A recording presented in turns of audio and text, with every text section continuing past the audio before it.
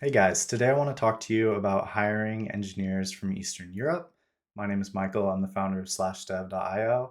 We are a software engineering company that recruits engineers from around the world. So I've done hundreds of interviews with engineers in Eastern Europe and thousands of interviews with engineers all over the world. And I'm going to break down 8 things to consider right now when you're recruiting engineers from Eastern Europe. So obviously, one of the first things you're going to want to look at when you're looking at remote engineers is price, because that's one of the main reasons we seek out working with remote engineers. That and the talent gap we may have in the country that we're working in. So when we look at price, let's look at the senior engineer side of the spectrum because that's often the skill set we're looking for. Ukraine, we're talking $15 to $25 per hour, Serbia 18 to 27, Bulgaria 16 to 24. Pretty comparable salary ranges for Eastern Europe and a really great value compared to countries like the US or Western Europe, where you're going to have much higher salaries for your software engineers and a much tighter labor market. The next thing to consider would be English proficiency.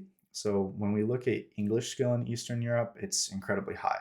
This is not really ever a problem with engineers from Eastern Europe.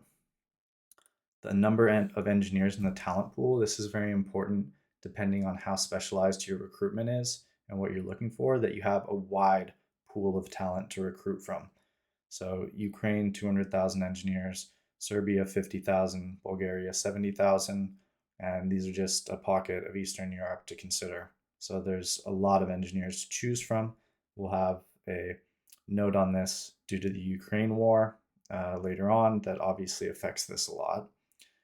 But first, when we look at skill, Eastern Europe has been known and continues to be known for extremely skilled engineers, a great place to find engineers who are diligent and who share an understanding of Western working norms, hitting timelines, communicating, and really letting you know if they don't know how to do something so that your project can stay on track. Big companies hire here. We have companies like Google, SAP, Grammarly, Microsoft, GoDaddy, IBM that look to hire engineers in these countries. So it's something all the big boys do and something that I think many smaller companies don't do, even though they should be doing it. Trustworthiness and work ethic, when we look at that, we are off the charts in Eastern Europe. The work ethic is excellent. The trustworthiness, you do have to be aware you're working with people from a different culture.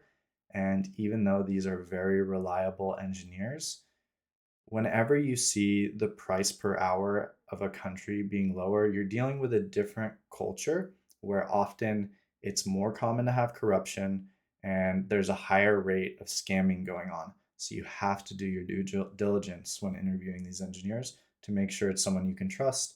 And in many cases, even at SlashDev, we look at uh, breaking up the code base to make sure we keep production databases separate, limit the number of people who have access to key systems to what's absolutely necessary, and standard OWASP security practices to manage our projects. Time zone is very similar to Europe, obviously, Central European, Eastern European time. So if you're in Europe, that's great. If you're in the US, we're talking about taking morning meetings while they are in their evenings, which often works great for programmers. And then, of course, a quick note on Ukraine. Due to the war, this has taken Ukraine from, in my opinion, being an S tier, one of the absolute best places to work with remote engineers, to being a challenging place to work with engineers due to the conflict and uncertainty. So, this is something you have to take very seriously right now, and unfortunately makes it much harder to work with freelancers in Ukraine, despite the incredible skill set of so many of those engineers. So, I hope this gives you a good overview of what to consider when working with engineers from Eastern Europe.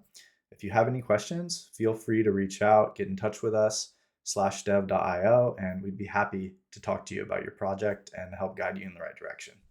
Thank you.